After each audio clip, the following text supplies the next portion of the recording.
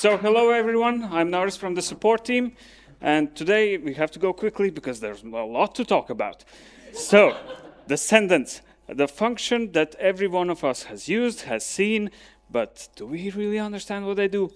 So the reality of joining the eazyBI or starting to use eazyBI, first couple of months, you see this function everywhere. You recognize it, you use it because it works, but how it works you don't know, so you may develop some misconceptions.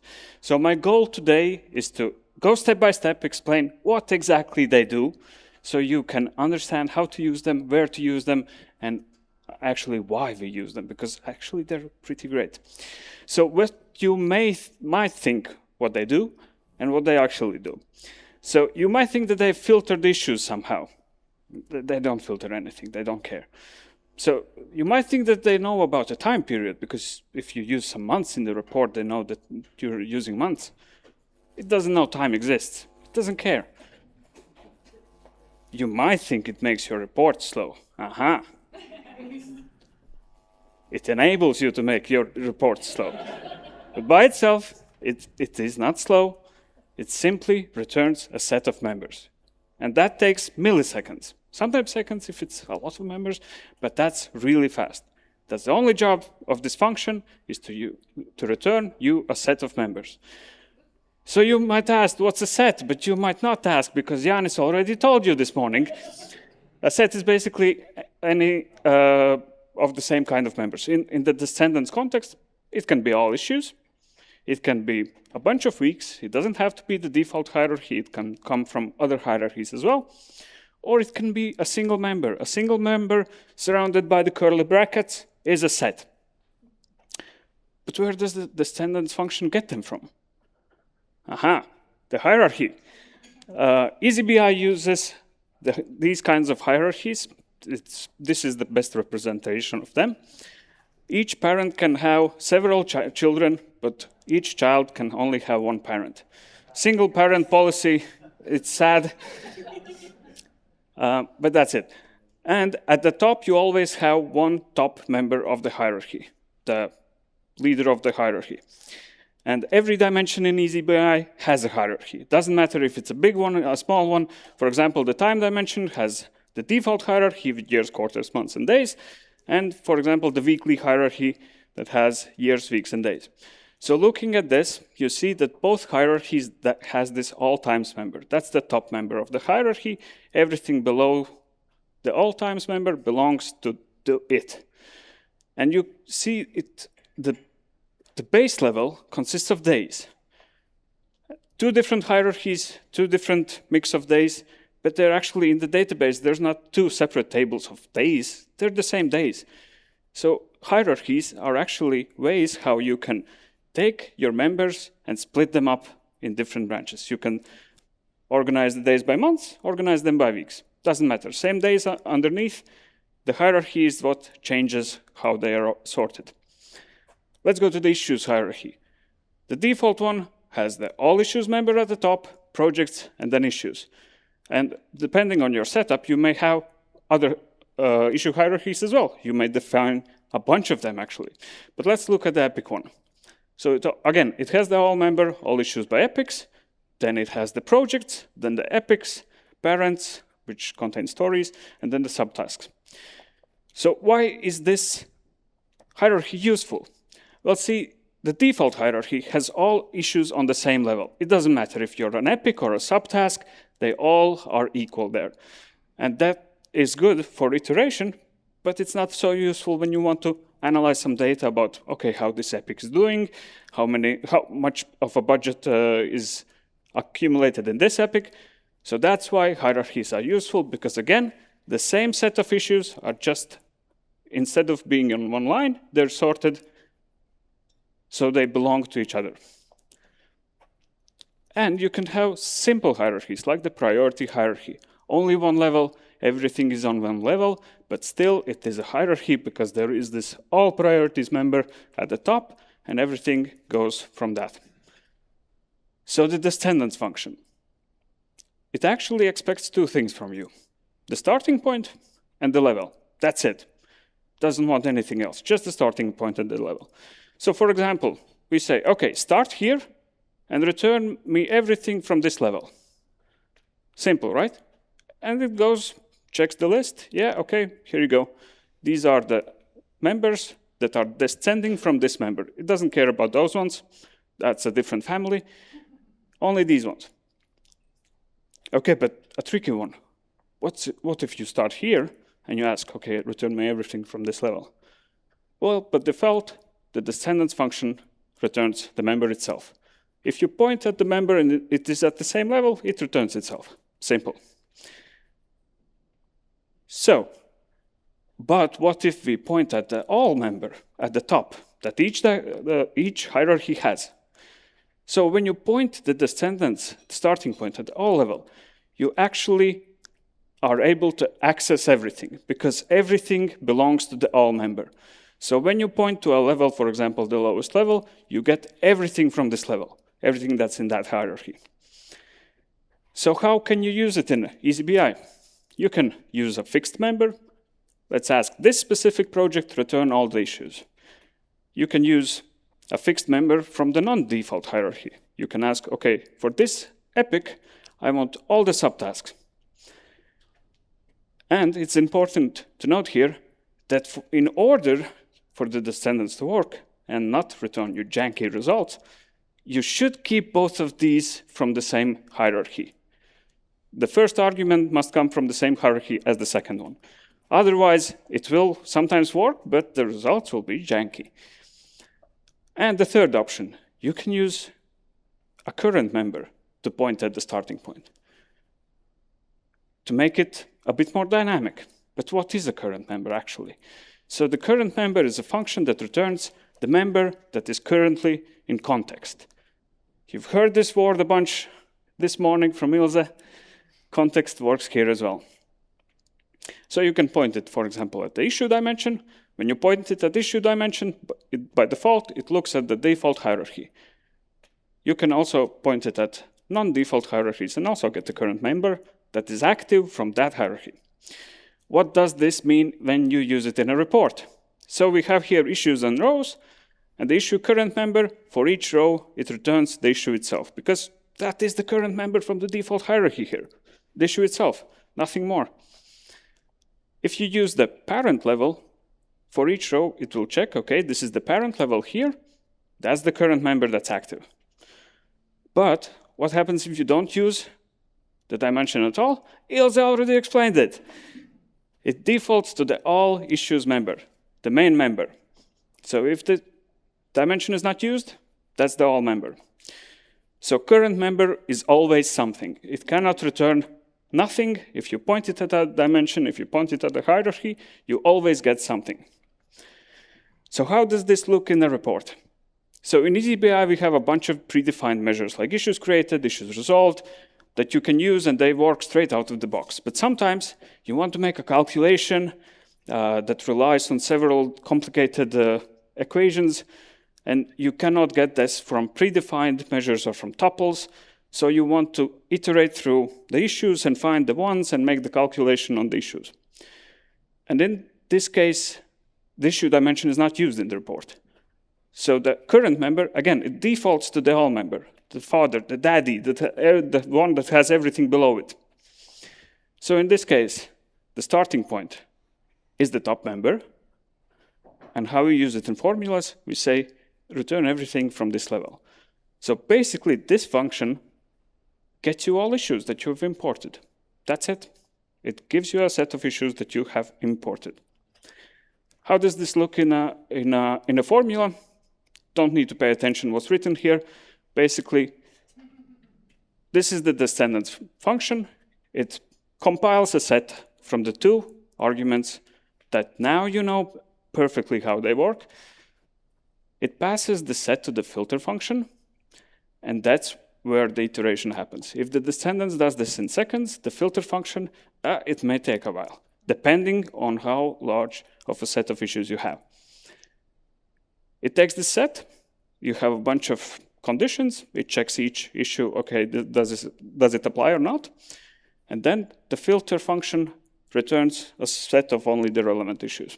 And then passes it to the sum function that takes this set of smaller set of issues and asks for each of you. Okay, how many issues resolved? For you, for you, for you, for you, sums it all together, and returns you the result. So actually, the formula looks like this. Set of all issues, filter them by conditions, then the filtered set is aggregated with the sum function. But you might ask, not yet. So the Descendants, it's fast, it just returns the set. And now you may shift the blame to the filter function, because that's where iteration happens. But actually, it's the most efficient way how to filter these issues. Because if you took the big set and pass it directly to the sum function, it would take ages. So the filter function does its job perfectly well as well. And the sum function just completes the cycle. So everything is working together as best as they can. And you cannot blame each one of these functions for slowing your reports. It just depends on the scale of what you're analyzing. Now you might say, but Nauris, if we simply need a set of all issues, why not use issue members? You can point it at any dimension, you can point it at any hierarchy, at any level you want, and get everything from that level. Why not use that? I've heard that it's even faster than Descendants because it doesn't have to travel the hierarchy. Good point, I answer to you. Let's look at how this looks in practice. We have a function, a formula, a different one. Doesn't matter, don't need to read it. Basically, it checks overdue issues, and it returns the average overdue days across these issues. So two functions, the same. The only thing that we're going to change is that we're going to use the Descendants to retrieve the issue set and the issue members. We've built a beautiful report here, intentional. I have a helper measure here that counts the number of issues, so we're expecting 13 issues to be returned. But as Yanis yesterday said, we are the Sherlock Holmes of data. This is a BI tool. You need to investigate and go deeper to find out what's actually behind the data. And by the click of this one magical button, drill through issue to see, okay, which issues from the beta project are responsible for us being overdue. And this pop-up appears. It shows you exactly 13 issues, and it shows the time, the days overdue for each of these issues. When you do the same for the members function, it returns you 127 issues. That's the number of issues resolved. And for each of them, it returns the average of all of them. So that's the main magic here. The current member, remember that one? Yeah, the current member. It points dynamically at the current member in the context. While the issues were not in the context, it gave you all issues. When this pop-up appears, it gives you a list of issues, and the formula has to recalculate for each row again. And at this point, the current member is not pointing at the all issues anymore, it's pointing at this specific issue. And what happens when it's pointing at an issue? The issue returns itself. So the function is really quick compared to the issue members, which still returns all the issues you've imported and gives you the correct result. So Descendants with CurrentMember scopes the work for you. That's the main reason why we use them. That's the reason why we use them instead of issue members or members function or children function or any other set returning functions. This actually allows you to dig deeper into your data because it scopes accordingly. Oh, I think we can end here. But now let's dive deeper. So remember, the Descendants function, it takes two arguments, the starting point and the level. It looks like this. For example, for the current time member, you want to get all the months. But actually, you can, instead of specifying the specific level, you can also provide a number.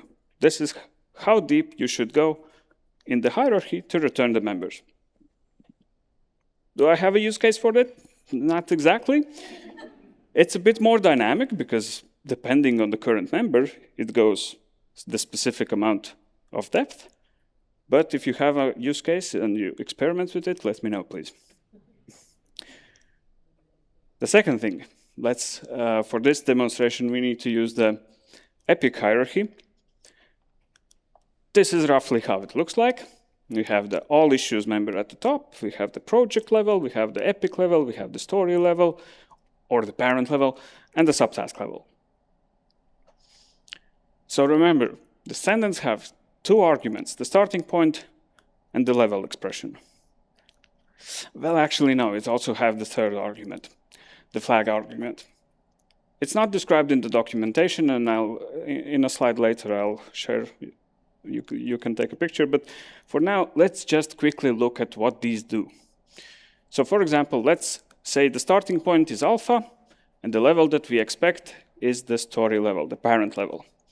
If you use the first one, the self flag, it's basically the default flag that the Descendants function already uses.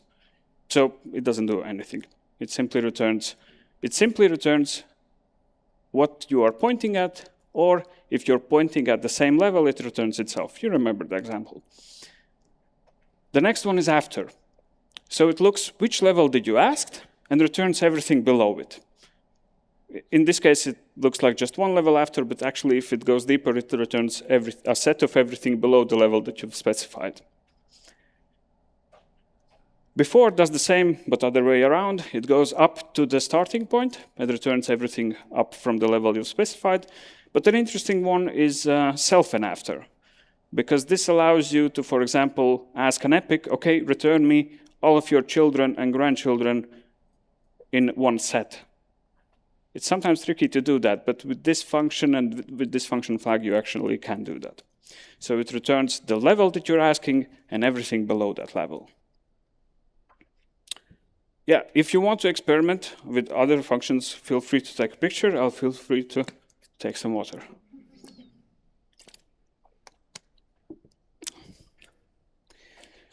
Okay, now I should be finished. But one more thing. There's also another function, a sibling function to the Descendant. It's called Descendant set. It has the set in the name because it does something with sets. So in this case, it does the same thing that the Descendants do, but additionally, it can also resolve aggregated members. What are aggregated members in eazyBI? Basically, the two main ways how you can get them is when you use a page filter and you have multiple selections. For example, here's the project dimension, 2 projects selected, you ask, what's the current member? And it says, aggregate page members. Doesn't explain anything to me and doesn't explain anything to the Descendants function. But the Descendant set function actually understands that you have to unpack it, and at that point, you can say, okay, both of these projects are the starting point, return me things below them. The other option that you can define a calculated member where you aggregate these same members or a bunch of projects. When you ask, okay, what's your current member? It returns just the name. You actually don't know what's beneath them. So you use the Descendant set function that knows how to unpackage this. Okay, so you might be asking, why not use Descendant set everywhere? The thing is that the Descendants is a native Mondrian function. That way it works faster on larger sets. And we usually recommend this for issues dimension and on any other large dimensions where you have hierarchies with lots of members. And it supports the numeric levels and the flags. The 2 features I showed previously. The Descendants function, set function is an in-house built function. It exists only in eazyBI. You will not find it anywhere else. It unpacks these aggregates, and you could say that it's more universal because it will not stumble upon anything that you pass it. It will always figure out what to do with the first argument, with the starting point. So, Descendants for big dimensions, Descendant set for dimensions that you may use in the page filters or do some aggregates, and so on. Now we're finished. So Descendants don't filter anything. The filter handles it. Descendants just returns a set in seconds. How this set is made, I hope you understand it, because every dimension has a hierarchy, and Descendants travels through the hierarchy and simply returns what you're asking it. And the CurrentMember is the magic function that allows it to scope the set. It makes this Descendants function a bit more intelligent and adapt to your context. And for cases where you have aggregations in the report, Descendants set is there. I hope that after this presentation, you have a bit more clearer understanding about Descendants.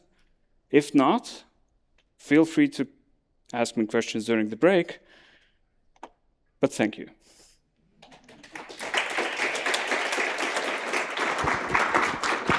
And no, you are not over your time, so you can still continue. Do you want to? Okay. Yeah, let's do questions. Let's do questions. Do we have any?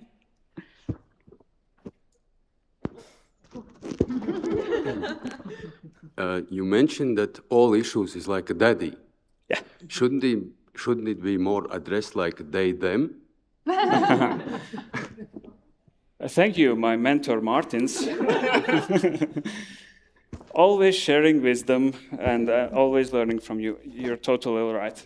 They should be they, them. The same as why is there hierarchy? Why is there a hierarchy, right?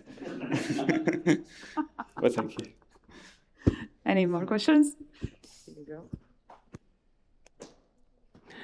Thank you, Nauris. I promoted tuples. You promoted Descendants. Which are better?